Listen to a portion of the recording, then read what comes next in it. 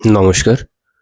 আজকে আমরা যেটা বিষয়টা নিয়ে যে আলোচনা করব যে বিশেষ কোন কোন লক্ষণ দেখে বুঝতে পারবে যে অজান্তেই তোমার কাছে কিছু অলৌকিক শক্তি আছে।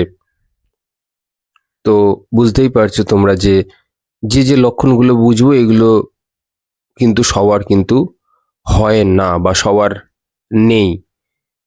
তো কিছু কিছু বিশেষ মানুষদের মধ্যেই এই বিশেষ লক্ষণগুলো দেখা যায়। বিশেষ কথার অর্থ হচ্ছে গিয়ে এমন কিছু যেটা সাধারণত উপলব্ধ নয়, যেটা প্রায়শই দুর্লভ। তো আমি কিছু পয়েন্টস বলবো, সেই পয়েন্টসগুলো যদি তোমাদের মধ্যে কারো থাকে তো তোমরা কমেন্ট সেকশনে অবশ্যই জানাবে। চলো শুরু করা যাক। দেখো, প্রথম যে আমার যে জিনিসটা বলে মনে হয় সেটা হচ্ছে গিয়ে এই ব্যক্তি, যে ব্যক্তির মধ্যে বিশেষ কোনো অলৌকিক ক্ষমতা আছে বা শক্তি আছে, সে ব্যক্তি পরের যে ঘটনাটি ঘটবে সেটা আগে থেকেই সে দেখতে পায়। সেটা যে কোনো প্রকারের, সে ঘুমিয়ে দেখতে পারে, জাগ্রত অবস্থায় ধ্যানে দেখতে পারে, বা বসে আছে তার মধ্যে হঠাৎ ইনটিউশন আসতে পারে যে এই জিনিসটা ঘটতে পারে বা ঘটতে চলেছে। এই জিনিসটা যদি হয় তাহলে সেই ব্যক্তি বিশেষ কোনো সাধারণ কোনো মানুষ নয়। অ্যাকচুয়ালি মানুষ মানুষের মধ্যেই, সাধারণ মানুষের মধ্যে রূপ ধরেই এসেছে, কিন্তু ঈশ্বর তাকে কিছু বিশেষ কোনো শক্তি দিয়েছে যাতে সে কিছুটা পাল্টালেও পাল্টাতে পারে বা কিছু উপকার করতে পারে এই সোসাইটির। নেক্সট হচ্ছে গিয়ে এইরূপ ব্যক্তি কিন্তু দেহতত্ত্ব জানে। যারা ব্রহ্মচর্য পালন করেন তারা কিন্তু এই সেক্সুয়াল অ্যাক্টিভিটির মধ্যে কিন্তু যায় না, তাই তো? এবার কথা হচ্ছে, আহ, দেহতত্ত্ব কথার অর্থ হচ্ছে অনেক বিশাল। ঠিক আছে, এই দেহতত্ত্ব বুঝতে গেলে তারা প্রতিটি শরীরের যে তত্ত্ব রয়েছে সেই তত্ত্ব সম্পর্কে এই ব্যক্তির কিন্তু জ্ঞান থাকে। এটা একটি বিশেষ ক্ষমতা। এই ব্যক্তির বীর্য ধারণ করতে পারে। এই ব্যক্তি এই ব্যক্তি সেক্স করেও কিন্তু নিজের সিমেনকে নিজের শরীরেই আটকে রাখতে পারে। কিন্তু তারপরেও এই বিদ্যা থাকার পরেও এই ব্যক্তি কিন্তু এই সমস্ত অ্যাক্টিভিটিতে যায় না, এবং বলা ভালো তার কোনো রুচি থাকে না, কিন্তু তার মধ্যে সেই বিদ্যা আছে যে সে সেক্স করেও কিন্তু তার শরীরের এই শক্তি বা ঊর্জাকে ধরে রাখতে সে সক্ষম। এটা এটা শুনে একটু ওয়ের্ড লাগবে সবার, মনে হবে এটা কি করে সম্ভব। এটাই সম্ভব, একদম সম্ভব। সে তার শক্তির মিসইউজ করে না। তো এইরূপ ব্যক্তি, এটা সত্যি সাধারণ মানুষ করতে পারে না। সেক্স করে কে তার শক্তিকে না ক্ষয় করে থাকতে পারে বলুন? কিন্তু এই ব্যক্তি পারে। এই ব্যক্তির মধ্যে সমস্ত সম্ভাবনা রয়েছে। এই ব্যক্তি তার মূলাধার চক্র স্বাধিষ্ঠানের উপর এত ভালো কাজ করেছে বা এত ভালো কন্ট্রোল আছে যে সে সেক্স করেও কিন্তু সে অমর। সেই ব্যক্তির কিচ্ছু হয় না, তার এক ফোঁটাও শক্তি কিন্তু নষ্ট হয় না। এবার নেক্সট যে পয়েন্টটা আমরা বলবো, যে এই ব্যক্তি যদি ধ্যানে বসে তাহলে কিন্তু অটোমেটিক সমস্ত মুদ্রা হয়। দেখবেন যে নাম জপ করবার সময় যে হাতে কর গণে হয়, এই ব্যক্তি সেটা কয়েক সেকেন্ডের মধ্যে হয়ে যায়। অটোমেটিক বসলেই, নিজে থেকে করতে হয় না, সবকিছু অটোমেটিক হয়। বিভিন্ন ধরনের মুদ্রা, শাম্বাবী মহামুদ্রা, ধেনু মুদ্রা, যোনি মুদ্রা, ঠিক আছে, এবং প্রাণায়াম পর্যন্ত অটোমেটিক হতে থাকে। অটোমেটিক, ইচ্ছা করে কিচ্ছু করতে হয় না, অটোমেটিক হতে থাকে, সব অটোমেটিক। আসলে এই জিনিসগুলো অটোমেটিক হওয়ারই কথা। আপনি যদি ঠিকঠাক লাইনে যদি চলেন বা ঠিকঠাক পথে যদি চলতে থাকেন, তাহলে এই জিনিসগুলো কিন্তু অটোমেটিক হওয়ার কথা তোমাদেরও সবার। তো নেক্সট এবার পয়েন্টটা বলবো, যে এই ব্যক্তি কিন্তু, এইরূপ ব্যক্তি যার মধ্যে এই অলৌকিক ক্ষমতা রয়েছে, সেই ব্যক্তি তার থার্ড আইকে বাইরে পর্যন্ত প্রায় 21 ইঞ্চি পর্যন্ত কিন্তু অ্যাক্সেস করতে পারে ইজিলি। 21 ইঞ্চ। তো বুঝতেই পারছো যে তার শরীরের বাইরেও কিছুটা অংশকে কিন্তু সে অ্যাক্সেস করতে পারে। এটা একটি বিশেষ ক্ষমতা। এটা যদি কারো এই আজ্ঞাচক্রে যদি মাস্টারি থাকে, সে এই জিনিসটা খুব ইজিলি বুঝতে পারবে, আদারওয়াইজ পারবে না। নেক্সট যে আমি যে পয়েন্টের কথা বলবো, যে এই ব্যক্তির এই যে তিনটে যে লক আছে, যেটাকে ট্রাই লক বলা হয়, মূলা বন্ধ, উডিয়ান বন্ধ, জলন্ধর বন্ধ, এগুলো অটোমেটিক হয়, এগুলো তাকে প্র্যাকটিস করতে হয় না। এই লকগুলোর কাজ হচ্ছে কি আমাদের শরীরের যে অতিরিক্ত ঊর্জা রয়েছে বা কম যদি কোনো ঊর্জা থেকে থাকে সেগুলোকে পুরোপুরি ব্যালেন্স করে সারা শরীরে ডিস্ট্রিবিউট করে দেওয়া, কোষ আমাদের যত সেল টু সেল একদম ডিস্ট্রিবিউট করে দেওয়া। ফলে আমাদের মধ্যে যে এত হতাশা, এত বেচাইনি যেটাকে বলে, থাকতে না পারা একদম, সেইগুলো কমে যায়। এই 3টে মুদ্রার দ্বারা সমস্ত শক্তি মূলাবন্ধ থেকে তুলে নিয়ে এসে আমাদের ওপরের চক্রে সঞ্চারিত হয়, যার ফলে আমাদের ঊর্ধ্ব চেতনা এবং অ্যাওয়ারনেস অনেক অংশে বৃদ্ধি পায় এবং বলা ভালো চেতনার বিকাশ ঘটে। তো এইটা এই ব্যক্তির অটোমেটিক হয়ে থাকে, কোনো রকম মানে সুইচ দিলে চলবে এরকম কোনো ব্যাপার নেই। ব্যক্তি বসে আছে, অটোমেটিক এই জিনিসগুলো তার মধ্যে ঘটতে পারে, সম্ভাবনা প্রচুর। এইবার নেক্সট যে পয়েন্টের কথা বলবো, এই ব্যক্তির প্রকৃতির সমস্ত রকম রহস্য জানতে পারে। অনেকে বলবে যে আমি তো 16 বছর সাধনা করছি, এগুলো তো আমার মধ্যে নেই। আমি তো 20 বছর সাধনা করছি, আমার মধ্যে নেই। এই ব্যক্তি 1 বছর বসেই কিন্তু সব করে দেবে। কেন? এবার প্রশ্ন হচ্ছে কেন? এখানেই হচ্ছে গিয়ে কেন নামক প্রশ্ন। যেটা লোকে 16 বছর 20 বছরও করছে, সেটা সেই ব্যক্তি 1 বছর 2 বছরে কি করে ফেলতে পারছে? তার একটাই উত্তর হচ্ছে এই ব্যক্তি জন্মের পর জন্ম সাধনা করে গেছে। আপনি হয়তো অন্য কাজে ব্যস্ত ছিলেন,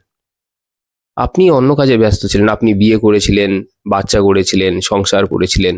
এই ব্যক্তি শুধু তপ করে গেছে, শুধু তপস্যা করে গেছে, তার ফল নেই।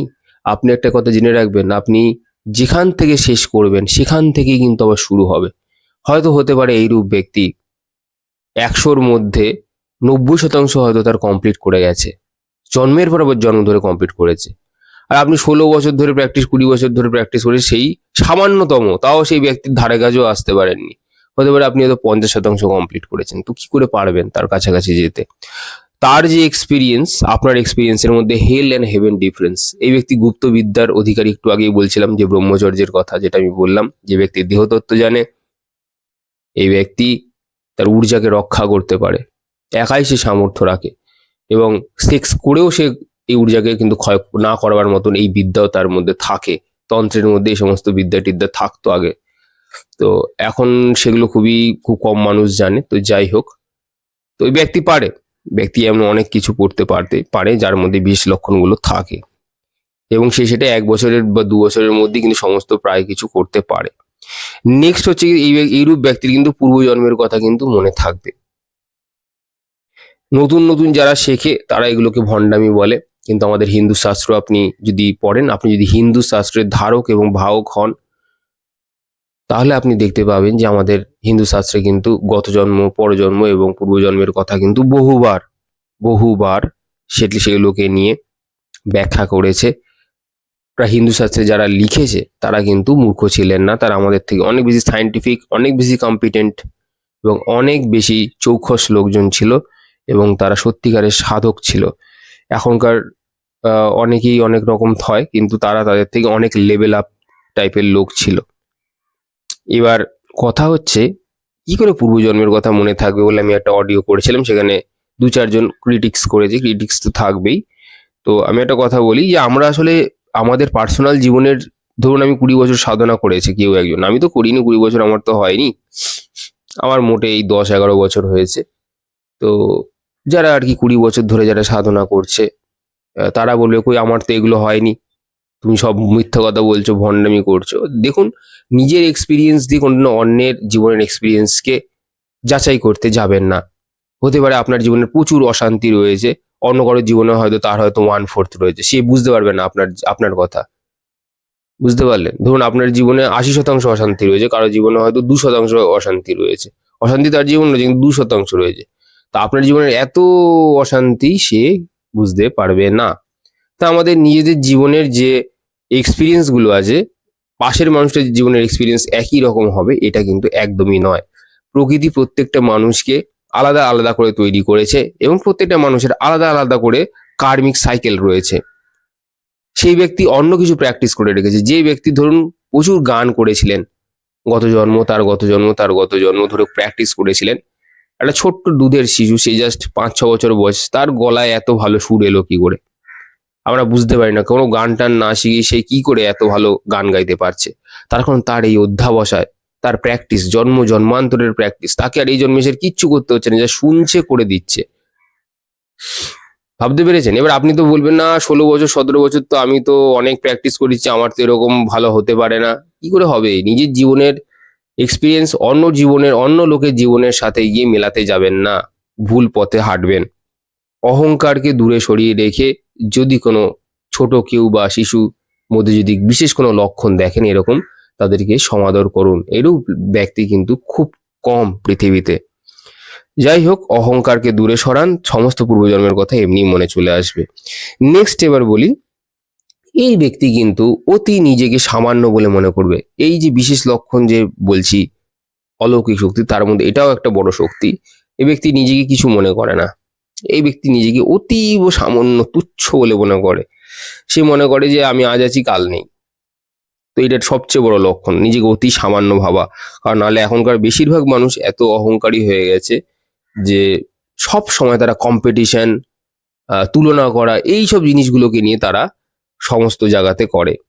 তো নিজেকে অতি সামান্য ভাবাটা একটা বিশেষ বড় লক্ষণ বা অলৌকিক শক্তি, আমি অ্যাটলিস্ট এটা আমার কাছে। নেক্সট আমি একটা বলছি, এইরূপ ব্যক্তি যদি রেগে গিয়ে কাউকে কোনো কথা বলে দেয়, 110% এই ব্যক্তির কথা কিন্তু অন্য লোকের জীবনে প্রভাব পড়বে। আপনি ভাববেন পালিয়ে গেছি, না, কিচ্ছু করতে পারবেন না। বিশুদ্ধ চক্র যার অ্যাক্টিভেট আছে, তা সে আপনাকে যে কি করতে পারে আপনার কোনো আইডিয়াই নেই। এই ব্যক্তি সাধারণত রেগে যায় না, অহংকারী হয় না, কিন্তু এদেরকে তাতানো ঠিক নয়। এই ব্যক্তির কথা কিন্তু লেগে যায়। So be careful. আচ্ছা, এবার আমি একটা বলি যে প্রথমেও বলেছিলাম, আবারও বলছি, এই ব্যক্তি কিন্তু কোনো রকম শক্তির মিসইউজ করে না, কোনো রকম শক্তির মিসইউজ করে না। তো এটা সবচেয়ে বড় কোয়ালিটি এই ব্যক্তির, যার মধ্যে অলৌকিক শক্তি আছে, তার সবচেয়ে বড় কোয়ালিটি, সে শক্তি মিসইউজ করে না। নেক্সট, এই ব্যক্তি যে মুহূর্তে চাইবে সেই মুহূর্তেই সে নো মাইন্ড স্টেটে চলে যেতে পারে।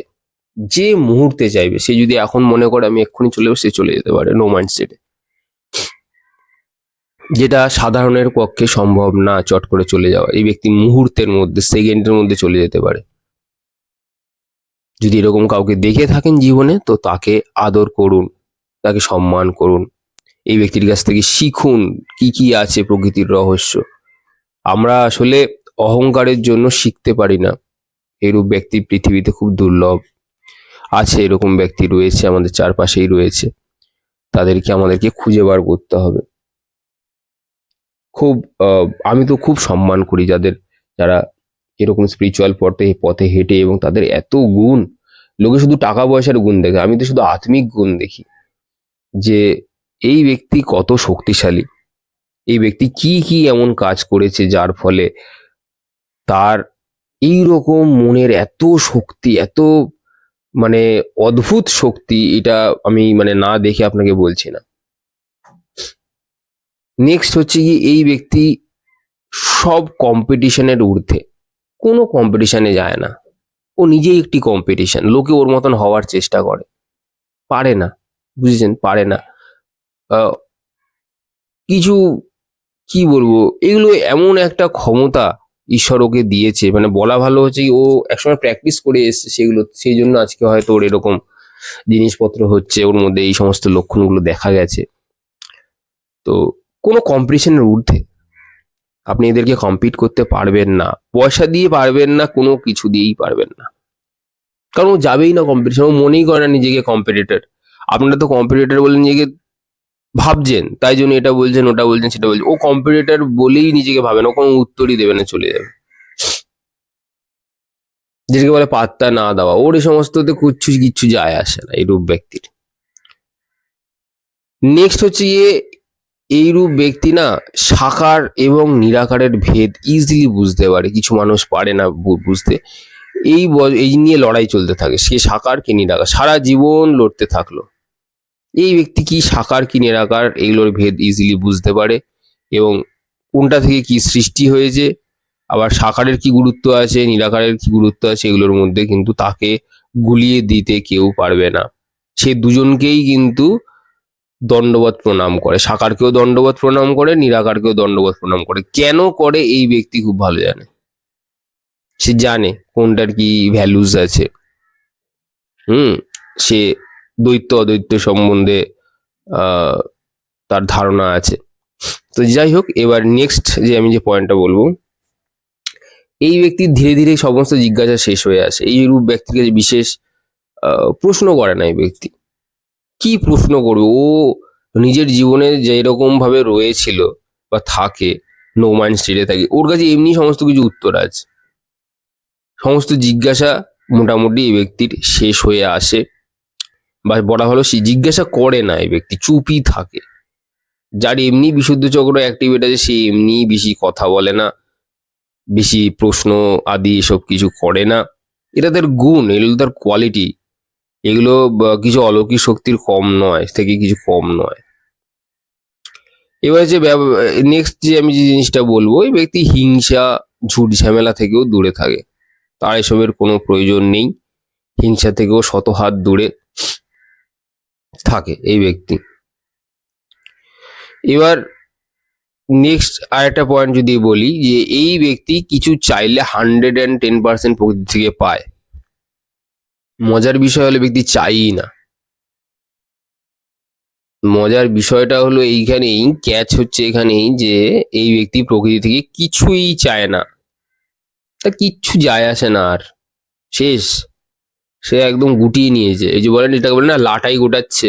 আমরা সবাই যেরকম স্পিরিচুয়াল ফিল্ডে লাটাই গোটাচ্ছি বলি, যা যা সুতো ছেড়ে রেখেছিলাম, সুতো আমাদের তো ছেড়ে রাখতে হয়।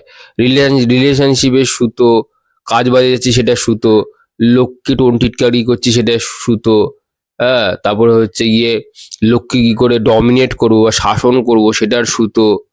এই ব্যক্তি সমস্ত সুতো লাটাই সমেত গুটিয়ে রেখে একটা জায়গায় জড়ো করে চুপচাপ বসে আছে। নেশায় রয়েছে, নিজের একটা নেশা, বসে থাকারও একটা নেশা আছে। সে নেশায় সে রয়েছে। এই জগৎ তার কাছে ভুলে গেছে, সে জগৎ সম্পর্কে পুরো ভুলে গেছে, ভোলা হয়ে গেছে।